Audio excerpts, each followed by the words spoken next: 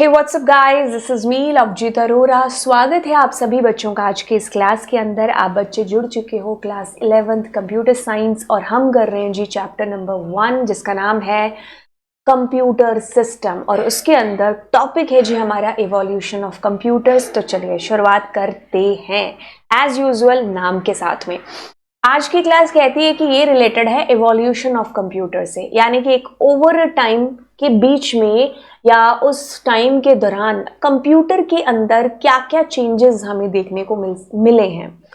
कि अगर हम इनिशियल तो वो कंप्यूटर जो एक पूरे कमरे के अंदर पैक था, कमरे जितना उसका साइज था, इलेक्ट्रिसिटी इतनी ज्यादा कंज्यूम हो रही थी, है ना, प्राइस भी इतना हाई था, वो कंप्यूटर कैसे आज हमारी मुट्ठी के अंदर है ना, जिसका प्राइस भी कम है, इलेक्ट्रिसिटी भी इतनी नहीं खा रहा है ना, साइज कितना छोटा है जो हो गया है। तो वहां से यहां तक की जो जर्नी है और शायद आगे अब हवा में कंप्यूटर हो, है ना, तो वो जो जर्नी है वो कैसी रही है, तो उसी के बारे में हम लोग यहाँ पर है जो बात करने वाले हैं। तो इवोल्यूशन कह रहा है कि ग्रेजुअल डेवलपमेंट कंप्यूटर्स का कैसे पूरे मतलब टाइम ड्यूरेशन के दौरान आपने कैसे कंप्यूटर्स में चेंजेस हैं जो देखे हैं। एक वो कंप्यूटर जो एक कमरे जितना साइज था उसका, इतना ज़्यादा प्राइस था, इतनी ज़्यादा इलेक्ट्रिसिटी खा रहा था, इतनी ज़्यादा कमियां थी उस कंप्यूटर के अंदर, वो कैसे आज हमारी मुट्ठी के अंदर है ना, जिसका साइज भी कम है, जिसका प्राइस भी कम है और स्पीड उस कंप्यूटर से कई गुना फास्ट है ना।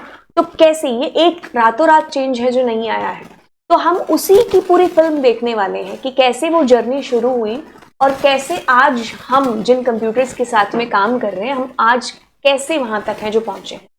आपने जनरेशन ऑफ कंप्यूटर तो सुना है ना, जनरेशन 1 से लेकर के आज हम जनरेशन 5 तक पहुंच चुके हैं।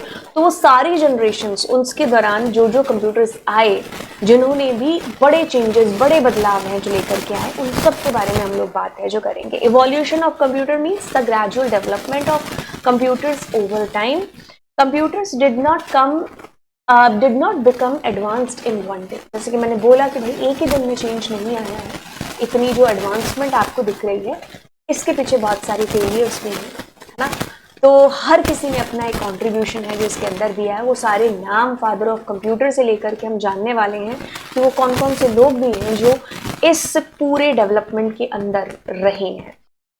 They started as a simple calculating machine से शुरुआत हुई और आज हम यहाँ पर AI एडवांस कंप्यूटर्स के साथ में काम है जो कर रहे हैं। Slowly they developed into modern day powerful data processors. Today's computer can store data, process information and solve complex problems quickly. कैसे ये चीज़ पॉसिबल है, तो चलिए अब यहाँ पर हम आगे बढ़ते हैं और एज पर हमारी NCERT में हमें यहाँ पर वॉन न्यूमन आर्किटेक्चर है, इसके बारे में बताया गया है।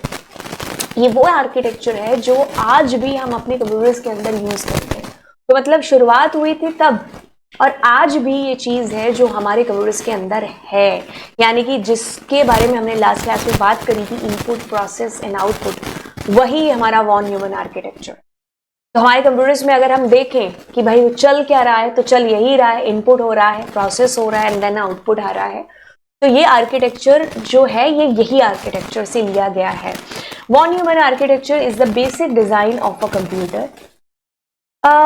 क्या इंक्लूड कर रहा है? CPU, जिसके बारे में हम लोग BPU क्लास के अंदर भी जान चुके हैं और अभी भी हम लोग पढ़ेंगे। CPU central processing unit, arithmetical unit है इसके अंदर और इसके अंदर है हमारी control unit. Arithmetical logical operations हो रहे हैं और हमारा जो कंट्रोल यूनिट है वो सारे ऑपरेशंस को कंट्रोल कर रहा है। जैसे आपने देखा कि भाई हम इनपुट दे रहे हैं, यहाँ पर जाकर के ALU और CU एंड मेमोरी यूनिट मिल करके कैसे सेव भी कर रहे हैं, डेटा को प्रोसेस कर रहे हैं, यहाँ सारी खिचड़ी पक रही है एंड फाइनली जाकर के हमारे आउटपुट डिवाइसेस उसको कैसे प्रिंट करा रहे हैं हमारे रिजल्ट को। तो ये वॉन न्यूमन आर्किटेक्चर, ठीक है, डेटा कैसे इन हुआ, कैसे प्रोसेस हुआ एंड देन कैसे आपको आउटपुट है जो मिल रहा है, यही आर्किटेक्चर आज के हमारे कंप्यूटर्स के अंदर हम आज भी यूज है जो कर रहे हैं। मेमोरी क्या है कि भाई जहां पर हमारा डेटा स्टोर होगा, जैसे हमारी ह्यूमन मेमोरी है ना, हमारी ह्यूमंस की मेमोरी है, हम चीजें भूल सकते हैं, बट कंप्यूटर में एक बार जो चीज आपने स्टोर कर दी तो फिर हम भूल गए कि भाई हमने स्टोर कर दी, बट वो रहेगी वहां पर, है ना। तो हमारी मेमोरी टाइम के साथ साथ एकदम जो चीज़ें आप बार बार रिवाइज करोगे ऑफ कोर्स वो याद रहेंगी, है ना। तभी तो एग्जाम से पहले कहते हैं कि भाई रिवाइज करते रहो, है ना। जितना ज़्यादा रिवाइज करोगे एग्जाम में वही चीज़ आपको सबसे पहले याद है जो आएगी, है ना। तो अब आप खुद देख लो कि आपकी फर्स्ट क्लास में, आपकी क्लास में 30 जने होंगे, 40 जने होंगे, क्या आपको सबके नाम याद है, सबके चेहरे याद है? नहीं, है ना। कभी सडनली आपको वो चेहरा मिल गया तो आपको अरे यार तुम्हें कहीं देखा है बट याद नहीं आ रहा, है ना। तो ये हमारी जैसी ह्यूमन मेमोरी है, वैसे हमारे कंप्यूटर की भी मेमोरी है।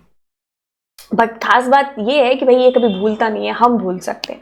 तो यहाँ पर आपका डेटा, आपके प्रोग्राम सब जाकर के स्टोर होता है। इनपुट डिवाइसेस जिनको हम लास्ट क्लास में देख चुके हैं कि भाई अगर मुझे कंप्यूटर से बात करनी है, मुझे कंप्यूटर को इंस्ट्रक्शंस देनी है, कंप्यूटर के अंदर डेटा डालना है, तो for that I will be using input devices. बहुत सारे इनपुट डिवाइसेस के बारे में बात करी। अभी ये जो स्टाइलस है जिसके थ्रू मैं आपको चीजें समझा रही हूँ, तो ये भी क्या है, एक इनपुट डिवाइस है। कीबोर्ड क्या है, इनपुट डिवाइस है। हमारा माउस है, क्या है, इनपुट डिवाइस है ना। तो आउटपुट डिवाइस जिसके थ्रू, अब ये जो आपके सामने मोबाइल की स्क्रीन आप कहोगे या आपके सामने आपका मॉनिटर कहोगे, दैट इज व्हाट, आउटपुट ही तो है ना। आउटपुट आपको आ रहा है, मतलब इसमें आपका कोई इनपुट नहीं जा रहा है। आपने इंस्ट्रक्शन से एक बार दे दी कि ये हो जाए, लेकिन फाइनली आपके पास में वो प्रोसेस होने के बाद में आउटपुट है जो डिस्प्ले हो रहा है। ठीक है, कम्युनिकेशन चैनल्स, ट्रांसफर करना डेटा, ठीक है, एक जगह से दूसरी जगह, चाहे आप वायर्स की बात कर लो, है ना। तो आपका डेटा यहां से यहां जा रहा है। तो ये सारी चीजें क्या है, इंक्लूड होती हैं एक वॉन न्यूमन आर्किटेक्चर में। ये चीज आपको बताई जा रही है कि अगर ये चीजें इसके अंदर इंक्लूडेड है तो ये आज के कंप्यूटर्स में आपको दिखाई देंगी, है ना। एनएएक की फुल फॉर्म, यस, आप मुझे नीचे कमेंट सेक्शन के अंदर बताएंगे, जिसको हम थोड़ी देर में देखने भी वाले हैं। Was the first binary program. Binary मतलब हम 0 और 1 की बात कर रहे हैं। Binary programmable computer based on this architecture, ये इसी आर्किटेक्चर पर बेस्ड हमारा पहला कंप्यूटर था। आप जल्दी से जल्दी जाकर के मुझे एनएएक की फुल फॉर्म नीचे कमेंट सेक्शन में डालिए। आपको ये चीज समझ में आ गई कि वॉन न्यूमन आर्किटेक्चर क्या है। इसको हम और भी डिस्कस करेंगे। बाय द वे, आपकी एनसीईआरटी कहती है कि वॉन न्यूमन आर्किटेक्चर यानी कि कुछ ऐसा सा कंसेप्ट जिसको हम बीती हुई क्लास में समझ चुके हैं, फिर से समझते हैं। इनपुट हुआ आपके पास में, सीपीयू के अंदर वो डेटा गया। सीपीयू में 2 भाई साहब है, आपको पता है, एक तो कंट्रोल यूनिट है, दूसरा आपके पास में है एएलयू, अरिथमेटिकल लॉजिकल यूनिट।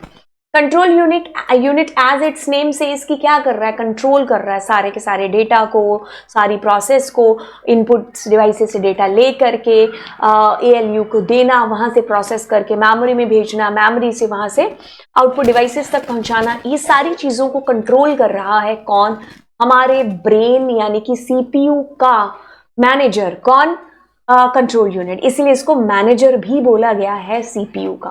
ठीक है, तो यहां पर आपका डेटा आ रहा है, खिचड़ी पक रही है किसकी, प्रोसेसिंग की, एंड फाइनली आपके पास आउटपुट आ रहा है। This is called the von Neumann architecture. And बस ये कहानी है कि भाई वॉन न्यूमन आर्किटेक्चर किस चीज के ऊपर बेस्ड है, राइट। अब आगे चलते, क्योंकि ये चीज आपको आगे बहुत काम है जो आने वाली है। वॉन न्यूमन आर्किटेक्चर एनएएक वगैरह में हम लोग अभी देखने वाले हैं। अब हम चलते हैं हमारे पहले मतलब कैलकुलेटिंग डिवाइस, जहां से आप कह लो कि कंप्यूटर्स की शुरुआत मानी जाती है ना, एबेकस। तो 500 बीसीज, बहुत साल पहले, एबेकस एक ऐसा कैलकुलेटिंग डिवाइस था कि जिसकी शुरुआत हो चुकी थी। मतलब यहीं से आप कह लो ना कि भाई मतलब धुआं जलना स्टार्ट हो गया था, भाई हाँ अब कुछ धमाका है, आग है जो फैलने वाली है धीरे धीरे। ओके, तो ये हमारा क्या है, कैलकुलेटिंग डिवाइस है एबेकस, जो 500 बीसीज में इन्वेंट हुआ था।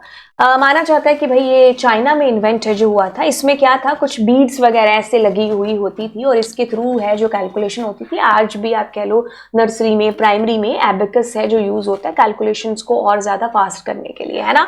It is a manual mechanical device इसलिए बोला गया है क्योंकि कोई इलेक्ट्रिसिटी नाम की तो कुछ टाइम पर कोई चीज थी नहीं। तो जो भी चीजें होती थी वो बिना इलेक्ट्रिसिटी के होती थी। बस ह्यूमन को अपना एफर्ट उसमें ज्यादा देना पड़ता था और इस तरीके से कैलकुलेशन करके जो है आंसर हमारे निकलते थे। ठीक है, बीट्स इसमें होती थी, इसमें ये रोड्स वगैरह लगी होती थी, तो कैलकुलेशन इसके थ्रू है जो होती थी।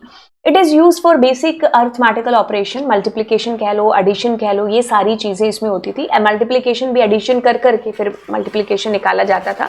तो इस तरीके से इसमें ये जो बेसिक ऑपरेशंस है ना वो परफॉर्म होते हैं. Abacus could only calculate and could not store the data. Of course अगर आप इसकी स्ट्रक्चर देखोगे तो यहाँ डेटा कहाँ स्टोर हो सकता है. डेटा स्टोरेज के लिए तो वी नीड आर मेमोरी, है ना. तो बस इसमें कैलकुलेशन हो जाती थी एंड ये एक शुरुआत थी. राइट अब आते हैं शुरुआत से थोड़ा सा आगे, जहां पर ये जो हमारे भाई साहब है जिनका नाम है ब्लाइस पास्कल, इन्होंने भी एक मैकेनिकल डिवाइस या मैकेनिकल कैलकुलेटर जो है आप कह लो कि उसकी शुरुआत करी थी या उसको इन्वेंट किया था. ही इन्वेंटेड अ मैकेनिकल कैलकुलेटर जिसको इन्होंने अपना ही नाम दिया पैस्कलाइन, है ना. तो ब्लाइस पास्कल का पैस्कलाइन, राइट. 1642 के आसपास इन्होंने इसकी शुरुआत की. पास्कल, ब्लाइस पास्कल जिन्होंने पैस्कलाइन बनाया था 1642 के अंदर. And Pascaline was used to perform addition हो रहा था इसके अंदर, है ना. सब्ट्रैक्शन इसके अंदर हो रहा था. ऑल्दो मल्टीप्लिकेशन भी, डिवीजन भी है जो इसके अंदर बेसिकली हो पा रहा था. ठीक है, addition, subtraction, it works using gear and wheels. कुछ इनका जोड़ तोड़ करके कुछ कैलकुलेशन है जो की जाती थी यहाँ पर. मल्टीप्लिकेशन, डिवीजन भी रिपीटेशन ऑफ एडिशन वगैरह से पॉसिबल हो पा रहे थे. यहाँ पर आपके पास सिर्फ एडिशन और सब्ट्रैक्शन हो पा रहा था, लेकिन धीरे धीरे फिर इसमें भी चेंजेस आए तो हम एडिशन और सब्ट्रैक्शन से यहाँ पर भी मल्टीप्लिकेशन और डिवीजन कर पाए, है ना. फिर उसके बाद में आपके पास एडिशन, सब्ट्रैक्शन इसके अंदर भी है जो पॉसिबल हो पाया. एक एडवांस वर्जन आप कह लो एबिकस का. इसने ह्यूमन के जो एफर्ट है ना या कैलकुलेटिंग जो एरर्स हैं उनको कम है जो कर दिया. ठीक है, it reduces human efforts and calculating errors. ये चीज यहाँ पर इंप्रूव है जो हुई ब्लाइस पास्कल ने. ये फ्रेंच मैथमेटिशियन है. ब्लाइस पास्कल ने मतलब दुनिया को एक अद्भुत चीज है जो दी पास्कलाइन, है ना. अब थोड़ा सा आगे गए, यहाँ पर आप कह लो कि हमारे जिनको फादर ऑफ कंप्यूटर बोला जाता है, कौन, हमारे चार्ल्स बेबेज, है ना. इन्होंने एनालिटिकल इंजन है जिसकी शुरुआत करी 1834 के अंदर. मतलब ये कह लो कि सबसे बड़ी इन्वेंशन थी इनकी. इसी वजह से इनको चार्ल्स बेबेज को फादर ऑफ कंप्यूटर बोला जाता है. ऐसा क्यों? क्योंकि आज जो हम बेसिक फंक्शंस यूज कर रहे हैं ना, इनपुट का, प्रोसेस का, स्टोरेज का एंड आउटपुट का, वो शुरुआत इनके इस एनालिटिकल इंजन के अंदर ही है जो हुई थी. और 1834 में इन्होंने दुनिया को सबसे कीमती अद्भुत चीज है जो दी एनालिटिकल इंजन. ये मैकेनिकल कंप्यूटिंग डिवाइस था. इसमें IPO साइकिल जिसकी हमने बात करी है ना, वो इसमें शुरू हो चुका था. इवन इसमें हम डेटा को स्टोर भी है जो कर पा रहे थे. राइट इसमें क्या हो रहा था कि हम जब इनपुट दे रहे थे ना यूजर के थ्रू, जब इनपुट जा रहा था, जैसे आज तो हम माउस का यूज कर रहे हैं, कीबोर्ड का यूज कर रहे हैं, हम ऐसे स्टाइलस पेन का यूज कर रहे हैं. उस टाइम पर जो इनपुट जा रहा था ना वो इनके थ्रू जा रहा था. क्या थे ये? पंच कार्ड थे. इनको मैं अगली स्लाइड के अंदर और एक्सप्लेन करूंगी. तो पंच कार्ड थे जिनके थ्रू इनपुट है जो करते थे. अब क्या होता था, सीपीयू के अंदर कैलकुलेशन है जो होती थी. आज जो हमारा सेंट्रल प्रोसेसिंग का कंसेप्ट है ना, ये उस टाइम पर शुरू हो चुका था, है ना. तो शुरुआत आप कह लो कि तब हो चुकी थी, लेकिन धीरे धीरे फिर वो चेंजेस इतने ज्यादा होते गए. First generation vacuum tube transistors, ICs तक है जो चीजें पहुंच गई. तो मतलब शुरुआत यहां से है जो बेसिकली हुई थी. तो इन्होंने इतनी बड़ी चीज दी, इसीलिए इनको फादर ऑफ कंप्यूटर भी है जो बोला गया. तो इन्होंने मेमोरी का कंसेप्ट दिया कि आप डेटा को स्टोर भी है जो करके रख सकते हो. ठीक है, it considers the basics of modern computers. Modern computers जिन पर जिसके शायद हो सकता है अगर आप भी लैपटॉप या कंप्यूटर यूज कर रहे हो तो उसमें जो बेसिक कंसेप्ट यूज हो रहा है ना, ये वही कंसेप्ट है. राइट जो हमारे चार्ल्स बेबेज ने एनालिटिकल इंजन्स के अंदर दिया था. Analytical engines was the first machine that worked like today's computers. So Charles Babbage is called the father of computers. Right तो चलिए, अब पंच कार्ड क्या थे? इनपुट आउटपुट के लिए यूज में आ रहे थे. ये क्या था? इस तरीके से कुछ ऐसा थिक पेपर था, ठीक है, पुराने कंप्यूटर्स के अंदर. तो क्या होता था, it stores data using holes. In holes का यूज करके डेटा को स्टोर भी किया जाता था, है ना. हर जो होल था ना वो मतलब एक तरीके से आप कह लो कि रिप्रेजेंट कर रहा था इंफॉर्मेशन को 0 और 1 के अंदर. हमारे कंप्यूटर इसी पर बेस्ड है। तो मतलब each hole represents the information like 0 1, कुछ इन होल्स के थ्रू जो है, जैसे आप कह लो कि आज हम बार कोड रीडर और ये सब है ना, उसी तरीके का कंसेप्ट था ये भी पंच कार्ड। कहता है कि computer read these holes to understand the data and instruction. इनको यूज किया जाता था एज ए इनपुट भी एंड एज ए आउटपुट भी, राइट। तो ये हमारे पंच्ड कार्ड थे। ओके, अब आते हैं आगे, और आगे शुरुआत होती है जी टैबुलेटिंग मशीन की, जिसको हरमन हॉलरिथ ने 1890 के आसपास जो है बनाया था या इन्वेंट किया था। It was develop to process sensors data quickly. यहां पर जो है ना क्विकली वाली चीजें जो आने लग गई थी, राइट। तो इसमें कुछ ऐसे ये वॉचेस टाइप कुछ ऐसा था, तो इनके थ्रू आप कह लो कि डेटा तो अभी भी आपका इनपुट पंच कार्ड वगैरह से ही लिया जाता था, लेकिन प्रोसेसिंग थोड़ी सी फास्ट हो गई थी, है ना। तो ये पंच कार्ड पर ये भी काम कर रहे थे। हर पंच कार्ड है वो आपके डेटा को ना केवल स्टोर कर रहा था अपने होल्स के अंदर, बल्कि हम इनपुट भी है जो उसी से दे पा रहे थे। It could read count tabulating data automatically. इसमें जो डेटा है वो रीड भी हो रहा था, काउंटिंग भी चल रही थी, टैबुलेट भी हो रहा था, डेटा एक जगह इकट्ठा भी है जो कर पा रहे थे, स्टोर कर पा रहे थे। This machine greatly reduced time and manual effort. यहाँ पर ह्यूमन का जो मैनुअल एफर्ट है वो कम हो गया था, है ना। और कह लो कि जो ह्यूमन एरर्स आ रही होती हैं कैलकुलेशन के अंदर वो भी कम हो गई थी। ठीक है, सिंपल शब्दों में कहें तो टैबुलेटिंग जो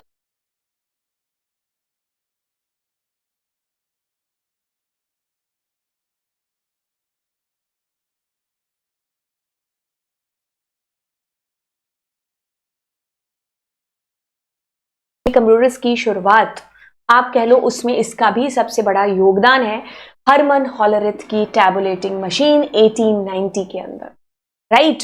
ओके, तो इसमें पंच कार्ड का कंसेप्ट था, ये हमें याद रखनी है चीज। आगे चलते हैं, ट्यूरिंग मशीन की बात करते हैं। एलन ट्यूरिंग ये वो शख्स थे जिन्होंने सबसे पहले ट्यूरिंग मशीन जैसी चीज का कंसेप्ट इस दुनिया को दिया 1936 के आसपास, यानी कि हमारी इंडिपेंडेंस से कुछ साल पहले।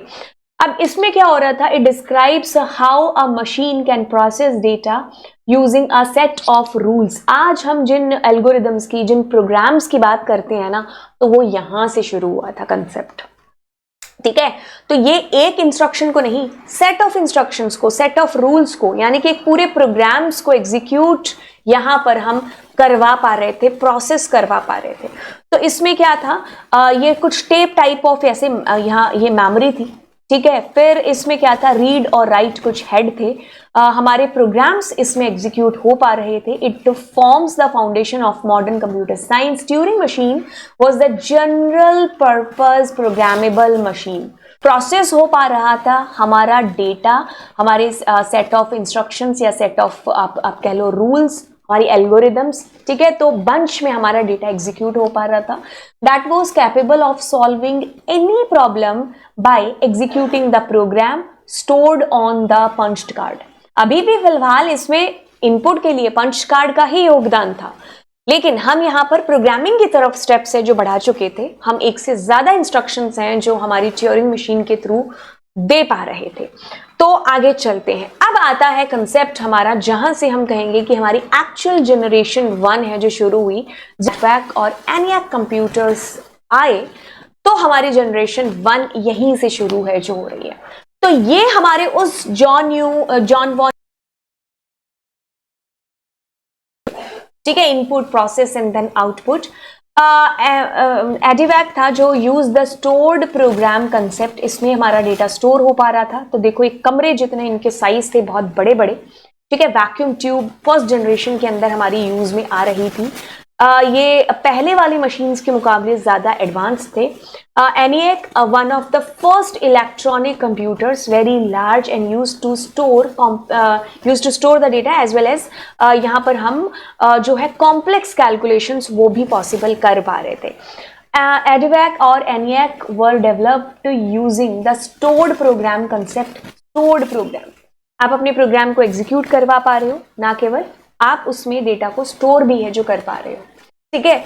Where both data and instructions, जिनकी हम बात करते हैं ना, लास्ट क्लास में मैंने आपको कंसेप्ट समझाया था जब सीपीयू का, कि हम जैसे ही इनपुट करते हैं हमारे कंप्यूटर के अंदर एक डेटा होता है और एक इंस्ट्रक्शंस होती हैं जो हमारे सीपीयू के अंदर जाती है। तो ये जो कंसेप्ट है ना, ये यहीं से आया था। Instructions are stored in memory, memory के अंदर जो स्टोरेज आज भी हो रही है ये इन कंप्यूटर से ही शुरू है जो हुई। तो एडिवैक का ऑटोमेटिक कंप्यूटर्स, एनए का फुल फॉर्म है electronic numerical integrated and computer. तो ये आपको याद रखना है, this was the generation 1, right. अब जनरेशन 1 थी जो हमारी, वो इसी पर बेस्ड थी। These were the vacuum tubes, ठीक है, to perform the calculations, perform करने के लिए यहां पर ये वैक्यूम ट्यूब्स हैं जो शुरू हुई थी कब, हमारी फर्स्ट जनरेशन के अंदर। वैक्यूम ट्यूब्स क्या थी, वर वेरी लार्ज, ठीक है, ये बहुत ज्यादा, ये सबसे बड़ा डिसएडवांटेज था यहां पर, और ये भी सबसे बड़ा डिसएडवांटेज था। ये ज्यादा इलेक्ट्रिसिटी यहां पर कंज्यूम हो रही थी क्योंकि हीट बहुत प्रोड्यूस होती थी।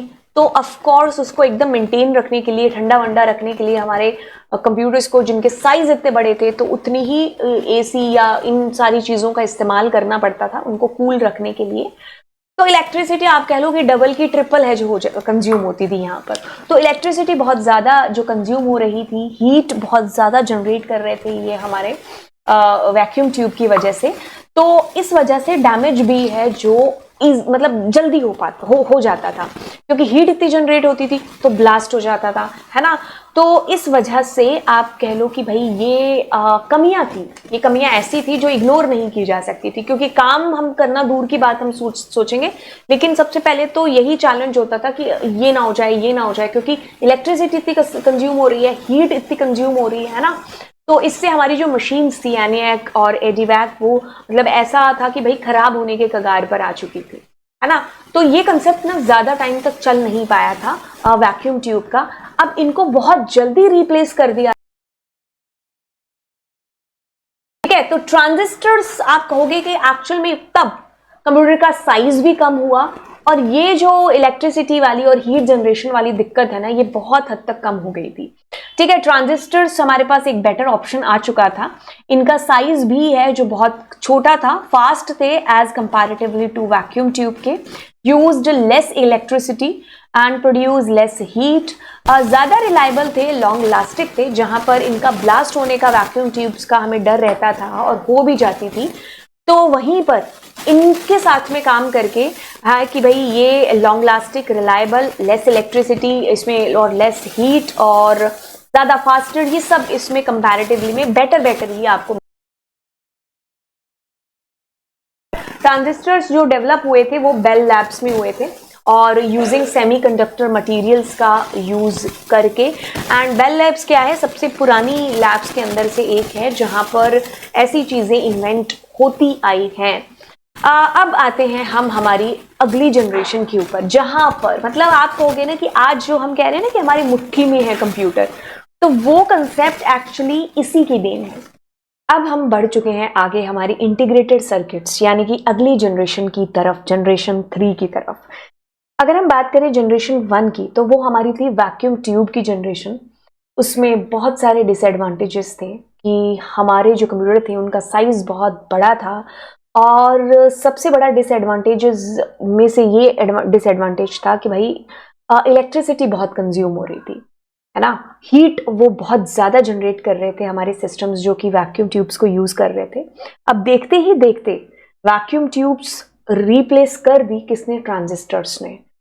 ट्रांजिस्टर्स का आना और फिर देखते ही देखते थर्ड जनरेशन यानी कि इंटीग्रेटेड सर्किट्स का आना, और ये इंटीग्रेटेड सर्किट्स जो आए तो इतने बड़े बड़े जो रूम साइज जितने कंप्यूटर्स थे उनको आप कह लो हमारे हाथ में एक जो स्मार्टफोन आने तक की जर्नी है ना, उसमें इसका सबसे बड़ा योगदान है किसका, इंटीग्रेटेड सर्किट्स का। इनको बोला जाता है सिलिकॉन चिप भी, ये सिलिकॉन चिप है दैट कंटेन्स, अब इनका काम देखिए क्या है, एक कंप्लीट इंटायर जो इलेक्ट्रॉनिक सर्किट है ना उनको एक स्मॉल एरिया के अंदर प्लेस करना।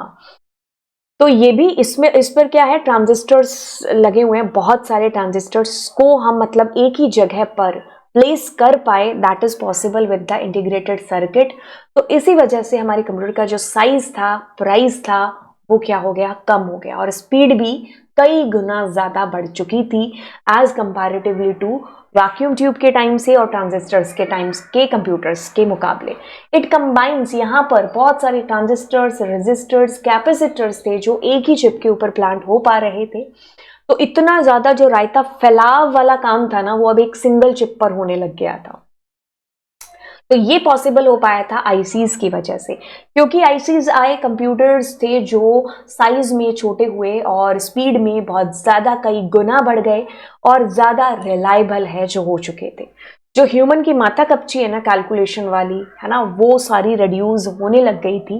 तो यहाँ पर ड्रास्टिकली आप चेंज कहेंगे ना, तो वो इन्हीं के आने से हुआ है, आईसीज के आने से, कि बहुत सारे जो हम सेकेंड जनरेशन के ट्रांजिस्टर्स हम यूज कर रहे थे उसके अंदर अब वो एक ही चिप के ऊपर प्लांट हो चुके थे। Drastically reduce the size of computer, ये हम जान चुके हैं। हमारे कंप्यूटर की स्पीड भी है जो बढ़ चुकी थी, एफिशिएंसी ज्यादा हो चुकी थी, कंजम्पशन, जो पावर कंजम्पशन है वो कम हो चुका था बहुत हद तक। हीट जनरेशन भी है जो लेस हो चुकी थी, एंड कंप्यूटर्स थे वो पोर्टेबल थे, हम एक जगह से दूसरी जगह पर ले जा पा रहे थे और अफोर्डेबल भी थे। तो ये जो चेंजेस हम देख पाए, ये आईसीज हमारी थर्ड जनरेशन के बाद में पॉसिबल है जो हो पाया। अब हम इंटीग्रेटेड सर्किट की बात कर रहे हैं, तो इंटीग्रेटेड सर्किट के अंदर आगे टेक्नोलॉजी आती है LSI, large scale integration technology. 1970s का टाइम था, तो LSI टेक्नोलॉजी है जिसकी वजह से क्या हो पाया कि हमारा जो इंटायर CPU है ना, वो एक सिंगल चिप के ऊपर प्लेस है जो हो पाया। तो यानी कि आईसीज के अंदर भी एडवांस टेक्नोलॉजी है जो आ चुकी थी, जिसकी वजह से हम इंटायर CPU को एक सिंगल चिप पर प्लांट कर पाए और इसी को माइक्रो प्रोसेसर के नाम से जाना जाने लगा। तो हम जिस CPU की बात करते हैं ना कि आज वो इतना एडवांस है, वो यहीं से शुरुआत हुई थी LSI, large scale integration technology से। तो ये टेक्नोलॉजी पॉसिबल कर पाई हमारे पूरे इंटायर CPU को एक सिंगल चिप के ऊपर, बस यही हमारा माइक्रो प्रोसेसर है। अब धीरे धीरे टाइम बढ़ता गया, लार्ज स्केल इंटीग्रेशन के अंदर और ज्यादा चेंजेस हुए और ये वेरी लार्ज स्केल इंटीग्रेशन हो गया। यानी कि 1980s का टाइम था, VLSI increased processing power by integrating millions of components on a single chip। Integration का मतलब क्या है कि बहुत सारी चीजों को मिलाना। तो बस यहां पर यही हुआ था कि मिलियंस ऑफ जो कंपोनेंट्स थे ना, वो एक सिंगल चिप, इंटायर चिप के ऊपर एक साथ है जो प्लांट कर पाए, जिसकी वजह से कंप्यूटर्स की जो साइज है वो तो रिड्यूस हो ही रही थी, उसकी स्पीड में भी है जो बहुत ज़्यादा चेंजेस आए और ये पॉसिबल हो पाया धीरे धीरे आईसीज, और फिर उसके अंदर LSI टेक्नोलॉजी, देन VLSI और फिर SLSI। इसके बाद भी अल्ट्रा लार्ज स्केल इंटीग्रेशन जो है वो भी आया, बट लेटर ऑन धीरे धीरे बात करें तो SLSI super large scale integration, इसके बाद ULSI ultra large scale integration भी है। SLSI allowed very large density integration of components on a single chip। ना केवल ट्रांजिस्टर्स वगैरह और अदर जो कंपोनेंट्स थे हार्डवेयर के, वो भी एक सिंगल चिप के ऊपर प्लांट हो पाए, ये पॉसिबल हो पाया SLSI के अंदर। आज जब हम ये मिलियंस ऑफ कंपोनेंट्स की बात करते हैं ना, तो ये संख्या आप कह लो ट्रिलियंस, बिलियंस तक है जो पहुंच चुकी है, राइट। तो ये large scale, very large scale, super large scale, ultra large scale, तो ये धीरे धीरे धीरे धीरे चेंजेस हैं जो आते गए, जो कंप्यूटर की स्पीड को इंक्रीज करते गए, साइज को कम करते गए, प्राइस को कम करते गए, रिलायबिलिटी बढ़ाते गए। तो ये जनरेशन बाय जनरेशन हम चेंजेस देख पाए। जो बेसिकली सबसे बड़ा चेंज था वो तो आईसीज के आने के बाद से ही है जो पॉसिबल हो पाया। तो ये large scale, very large scale and SLSI ये हम कर चुके हैं। अब बढ़ते हैं, ये जो चेंजेस हमने देखे ना, ये एक साइंटिस्ट थे गॉर्डन मुर्रे। एक्चुअली इन्होंने क्या देखा कि जो होते ना कि भाई देखा जाता है कि भाई ये आगे आने वाले टाइम में इसका क्या स्कोप है या क्या है ना, तो इन्होंने इस चीज को भांप लिया था। जब SLSI को देखा इन्होंने, है ना, VLSI को देखा, तो इन्होंने भांप लिया कि भाई आने वाले टाइम के अंदर ना क्या होने वाला है कि हम एक सिंगल चिप के ऊपर ना जो ट्रांजिस्टर्स है ना, वो मतलब जैसे जैसे साल बढ़ते जाएंगे ना, वैसे वैसे एक सिंगल चिप के ऊपर ट्रांजिस्टर्स को प्लांट करने की जो कह लो कि कैपेसिटी है वो भी है जो बढ़ती जाएगी। तो इन्होंने एक इसी को मुर्रेज लॉ भी है जो बोला जाता है, 1965 में गॉर्डन जो मुर्रे थे उन्होंने इंट्रोड्यूस किया अपना लॉ जिसका नाम था मुर्रेज लॉ। उनकी स्टेटमेंट क्या थी कि the number of transistors on a single chip double every year, double भी नहीं अब तो ट्रिपल, मतलब कई गुना है जो बढ़ चुके हैं। तो इन्होंने इस चीज को भाप लिया था कि भाई एक सिंगल चिप के ऊपर जो ट्रांजिस्टर्स है ना वो साल बाय साल जो बढ़ते जाएंगे। द कोस्ट कंजप्शन भी रिड्यूस है जो होती जाएगी। दिस लेड टू, इसी की वजह से हमारे कंप्यूटर बहुत ज्यादा फास्टर बनेंगे, साइज में छोटे बनते जाएंगे और चीपर कंप्यूटर्स हैं जो बनते जाएंगे, उनका प्राइस भी है जो कहने का मतलब है कि डिक्रीज होता रहेगा। तो ये इन्होंने स्टेटमेंट अपनी बहुत साल पहले ही है जो दे दी थी, जब इन्होंने देखा किसका कमाल, एलएसआई का, वीएलएसआई का, एसएलएसआई का। तो इन्होंने देखते ही भाप लिया था कि भाई साल बाय साल ऐसा होने वाला है। यहाँ पे हम ट्रांजिस्टर्स जो over a period of time ICs के अंदर प्लांट हुए उनको देखते हैं। तो हमारी एनसीईआरटी कहती है कि भाई जब शुरुआत हुई थी 1950s के आसपास की, तो हम एक आईसी पर एक ही ट्रांजिस्टर को प्लांट है जो कर पा रहे थे। फिर धीरे धीरे धीरे धीरे टाइम है जो बढ़ता गया, 70s के आसपास 1000, और फिर ये जो डायग्राम दे रखा है ये 2020 तक का ही है। तो यहाँ पर देखो 10 करोड़ 1 बिलियन के आसपास जो है एक आईसी के ऊपर ट्रांजिस्टर्स है जो प्लांट होने लग गए थे। तो इतनी ज्यादा आप कह लो जगह है जो उसके ऊपर थी। और जब ये एलएसआई और वीएलएसआई आया तो इसके साथ साथ हम ट्रांजिस्टर्स ही नहीं अदर हार्डवेयर कंपोनेंट्स भी हैं जो प्लांट कर पाए एक सिंगल चिप के ऊपर। तो इस तरीके से चेंजेस हैं जो हुए। अब हुआ जी टाइम चेंज, और 1980s के बाद में आईबीएम, एप्पल, माइक्रोसॉफ्ट जैसी कंपनीज ने ये सोचना शुरू किया कि जो कंप्यूटर साइंटिफिक पर्पस के लिए बड़े बड़े साइंटिस्ट हैं जो यूज कर रहे हैं, क्या वो कंप्यूटर्स आम यूजर्स भी यूज कर सकते हैं। तो इसी सोच के साथ आईबीएम ने पहला पर्सनल कंप्यूटर 1981 के अंदर लॉन्च किया। फिर धीरे धीरे आप कह लो कि एक रेवोल्यूशनरी टाइम है जो आ गया था क्योंकि आम यूजर्स तक कंप्यूटर पहुंच चुका था। फिर एप्पल, माइक्रोसॉफ्ट जैसी कंपनीज बारी बारी एक से बढ़कर एक कंप्यूटर्स हैं जो आम यूजर्स के लिए लाने लगी। 1984 में एप्पल ने मैकिंटोश कंप्यूटर सिस्टम्स लॉन्च किए। तो ये जो सिस्टम्स थे अभी तक CUI कमांड यूजर इंटरफेस के ऊपर चल रहे थे कि अगर आपको एक फोल्डर भी ओपन करना है तो आपको पूरी कमांड है जो इसके लिए याद रखनी पड़ती थी।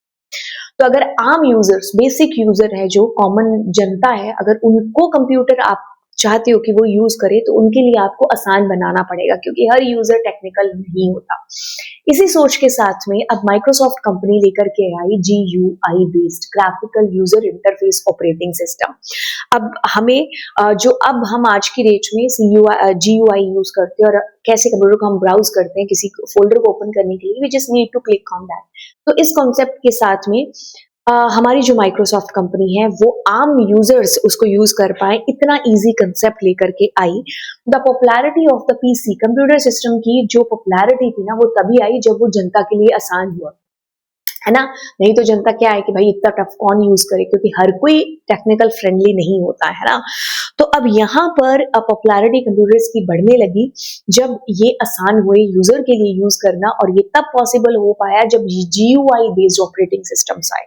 By the introduction of GUI graphical user interface based operating system by Microsoft, धीरे धीरे अब बाकी कंपनीज भी हैं जो इसी के अंदर आने लगी।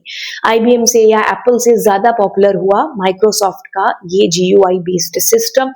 अब in place of computers with only command line interface, जैसे कमांड लाइन के अंदर तो डोस था, यूनिक्स था, ये सब चलते थे, बट अब हमारे जो विंडोज सिस्टम है, जो आज भी आप कह लो कि सबसे ज्यादा यूजर्स हैं विंडोज के, है ना।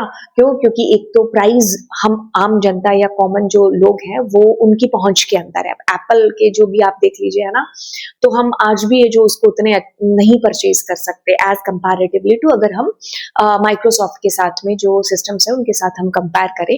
तो कहने का मतलब है कि आम जनता के लिए सिस्टम्स को कैसे इजी बनाया गया यूज करना उनका। तो कहाँ हमारे सिस्टम्स जो एक एक कमरे के अंदर हो रहे थे यूज, और एक एक कमरे जितना उनका साइज था, कहाँ वो इस साइज तक लिमिट है जो हो चुके थे। अब टाइम ऐसा आ गया, जब हम आज की डेट की बात कर रहे हैं, तो आज स्मार्टफोन हमारे हाथ में है, तो वो इससे भी ज्यादा कहीं एफिशिएंसी है उसके अंदर। तो अगर कमांड लाइन को और ग्राफिकल यूजर इंटरफेस को समझे, करेक्टर यूजर इंटरफेस को, तो आप ये समझोगे कि हाँ, यहाँ पर कुछ आपको ऐसे कमांड्स याद रखनी पड़ती थी, और ये तो सिर्फ ऐसा है कि बस आप क्लिक करो और यूज करो, है ना। अब हम इस ईरा को आगे बढ़ाते हैं, यहाँ पर आता है इसके बाद का टाइम आया जी वर्ल्ड वाइड वेब का, या वेब का टाइम आया, इंटरनेट का टाइम आया, 1990s का टाइम। यहाँ पर चीजें और ज्यादा आसान हो गई, इंफॉर्मेशन एक जगह से दूसरी जगह पहुंचा पाना और ज्यादा इजी हो गया।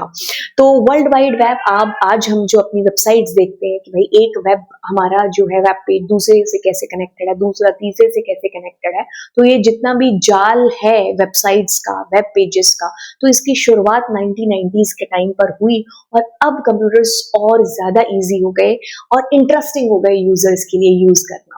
तो यही ईरा था हमारा, जब कह लो कि भाई बूम कर रही थी टेक्नोलॉजी। अब उसके बाद में और ज्यादा चेंजेस आए, अब हम पोर्टेबल सिस्टम्स का यूज करने लगे, हम लैपटॉप्स को इंट्रोड्यूस कर चुके थे, हम स्मार्टफोन्स को, टैबलेट्स को इंट्रोड्यूस कर चुके थे। तो धीरे धीरे टेक्नोलॉजी आप कह लो कि एकदम एआई की तरफ है जो बढ़ रही थी, जो आज की डेट का स्तंभ है। आज अगर हम बात करें तो हम वेयरेबल जो स्मार्ट वॉचेस की बात करते हैं, तो वो टेक्नोलॉजी, और कहाँ हमारी एनिएक और वैक्यूम ट्यूब वाली टेक्नोलॉजी। तो आप वो जनरेशन का गैप देख सकते हो कि कितने चेंजेस और कितनी लोगों का कंट्रीब्यूशन है जो यहाँ तक उस स्मार्ट वॉच तक पहुंचने का, है ना। तो स्मार्ट अप्लायंस हो या आईओटी डिवाइसेस हो, तो एआई पावर्ड आईओटी डिवाइसेस हो, ये सारी चीजें धीरे धीरे जो है ये ईरा टेक्नोलॉजी का चेंज होता गया, और आज हम इन सब को यूज कर रहे हैं। तो अगर एक समरी देखे पूरी टाइम लाइन की, तो समरी है कि भाई स्टेप बाय स्टेप इवोल्यूशन है जो कैसे आया, एबेकस से लेकर के फिर पास्कलाइन हो गया, एनालिटिकल इंजन हो गया चार्ल्स बेबेज का, देन टैबुलेटिंग मशीन हो गई, ट्यूरिंग मशीन हो गई, एनिएक और ईडीवैक का आना, ट्रांजिस्टर्स का आना, इंटीग्रेटेड सर्किट्स का आना। तो ये जो पूरा डायग्राम है ये आपके एनसीईआरटी के अंदर है। इनके ईयर्स आप एग्जैक्टली एनसीईआरटी के अकॉर्डिंग याद करिए, क्योंकि ईयर्स ऊपर नीचे अगर आप देखेंगे कि वेबसाइट्स के ऊपर तो आपको दिख सकते हैं, बाकी ये लमसम वाला टाइम है, ठीक है। तो सो धीरे धीरे शुरुआत होती है जी एबेकस से, पास्कलाइन से, analytical engine, tabulating machine, Turing machine, EDSAC और एनिएक और ट्रांजिस्टर्स, देन इंटीग्रेटेड सर्किट्स। तो ये पूरी टाइमलाइन है जो आपकी रही है, एंड इसको आप इस तरीके से भी याद कर सकते हो। Then thank you so much. और ये हमारा टॉपिक है जो इवोल्यूशन का, वो समाप्त होता है। इसके बाद मैं आपको मिलूंगी आपके new chapter that is memory के अंदर। तो चलिए फिर, bye bye all, and yes, God bless you. Channel को सब्सक्राइब जरूर करिएगा, एंड कुछ चेंजेस आप चाहते हो या कुछ फीडबैक आप देना चाहोगे तो आप बिल्कुल कमेंट सेक्शन में दीजिएगा। तो चलिए फिर मिलते हैं आपको। Bye bye all.